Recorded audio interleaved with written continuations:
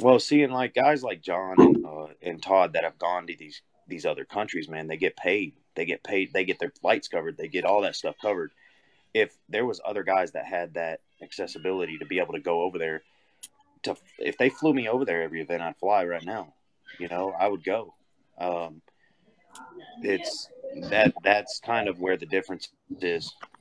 Flying over there, I paid $1,300 for my plane ticket to go to Zloty. That's impossible. That's not even in the realm of possibility to do on the regular. Mm-hmm. Maybe once a year, if but I mean, you can get some pretty good exposure with WAL right now. I mean, there's good competition. Doug, I got a two-part question for you. Part one is, I know you a little bit, but I don't know you that well from a technical standpoint. You're a little bit more hook than you are hand, right? I've changed. That's the only. I was out for 2 years. After I went to Zloty, I was done for 2 years. I had to start. Life happened. I started having kids. Yeah. And I had more kids, and we just had a lot going on. So couldn't really compete. Didn't have the time. Didn't want to put that much, on my wife. As far as my style, before that's all I did. Yeah. And I trained with Justin quite a bit and done a lot of talking, and Rob, Vigent. We've gone over a lot of things, and I've incorporated that over the last 2 years that I was out. I continued to train. I didn't stop training. Okay. I mean, so when I came back, I was a lot more balanced, multifaceted. The second part. So you got a super match coming up. Let's say hypothetically, for $10,000. You got 2 months to train, 3 months to train. What's your go-to? Is it table time? Is it gym? What are you focusing on in terms of specific? If you had to prioritize a training methodology, what would it be? For a super match?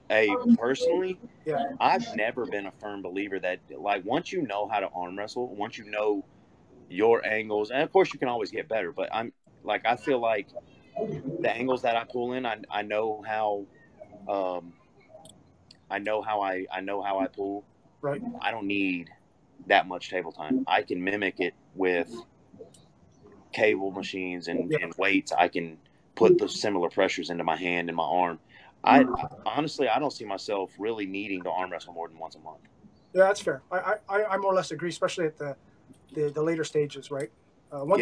In the beginning, it's very important. Yeah. You got to learn how to arm wrestle somewhere. Yeah. But it's also connectivity, right? It's learning how to connect everything, all the parts. Once you get the connectivity down, then it's just a question of maintaining or increasing horsepower, right? Yeah, some people never get it. I mean, I'm going to be honest with you. My left is does its own thing. Like, it has not. Sometimes it's like unreal. Like, I'm like, where did this come from? I'm about to be the best in the world left-handed. And then on the next day, it's like horrible. It's just not connected the way my right is. Right. And, some people never get that either arm. And that might be the guys that are more so into going to events to hang out and the camaraderie thing like we were talking about earlier. Yep. More of a fan of the sport. Yep. Me personally, I wouldn't arm wrestle if I wasn't good at it. I swear to God, I wouldn't watch it. Yeah. I wouldn't. I would keep up with my friends. I would not watch arm wrestling. I wouldn't arm wrestle if I didn't feel like I was good enough to actually compete with the best guys. I wouldn't do it. I mean, that's just me though. Yeah. Let me ask you this. Well, I got one comment from Tony Kitowski. He says he'll make you his bitch. That's not a bad match. Doug. I just talked to him the other day. It might happen sooner than he thinks. Yeah. So how we set this up? Is WAL setting this up? Screenshot that for me, Herman. I'll try. Because I'm going to roast his ass when I snap his arm off. So we setting this up in WAL, or is Tony going to put match the money? How are we doing this? Oh, I don't know. He won't put his money up. I know that. But the first annual Herman and Gabi showdown. I would do it right now. For that same offer that I put on on Facebook, but it went for anybody. He's not excluded from that. I like Tony. He's a good guy, but I'm honestly not worried about anyone from. Oh, there goes Dougie. How do you think that match would go between Doug and Tony? Man, I gotta go with Doug. Yeah, especially if it's right arm, I'd go with Doug. Left, who knows? But I think I'd side with Doug. But that's a good matchup. We talked about it a couple weeks ago. I think that's a solid matchup. That's not a cakewalk. If we're talking about a potential suitor for him, I think that's one of the better ones. Am I back? Yeah, you're back. I think Doug, we're talking about how you might match up with Tony K. I think Tony's got he's very strong. He's got a really strong hand. He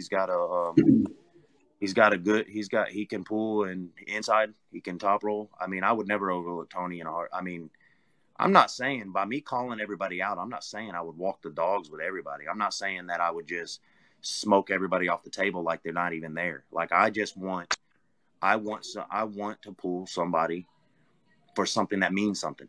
I go pull somebody for $200. That's just not. That doesn't get my fucking rocks off. You know what I mean? Correct. I think Tony he handles top rollers pretty good because of his hand, and I think because of his short arm. A Luke or a Justin has to drop their arm angle low, and it's not comfortable for them. But I think Doug's arm is not particularly long, and so I don't think Tony's going to have that sort of awkward advantage. And I think it goes hook, and I think Doug wins easy. That's kind of my personal opinion, on how that match might go. They may try to control outside. Doug may still try to go outside, but I think it falls hook, and I think Doug wins easy from there. Yeah, stylistically it's similar, and I give a slight edge to Doug in terms of high-end power. Yeah, I don't feel like I can lose to really anybody at that weight and inside. I mean, I've never lost under 185. That doesn't mean I can't. But besides Lottie, I did lose his Lottie. But besides Lottie, on fouls, I've never lost at that weight, so I'm extremely confident. I mean, guys like Sam's who I want Sam. I mean, particularly because, he's a man right now, right? He won the hammer. I think there's a lot of guys that can beat Sam though. So, but it's weird though, the weight classes, man. Like, I mean, if he really wanted to, he could be lighter. So, but at that 170 that WL set up at, I just feel like the people that can make that weight or within range of that weight, me for one, I really feel like I would beat Sam easily.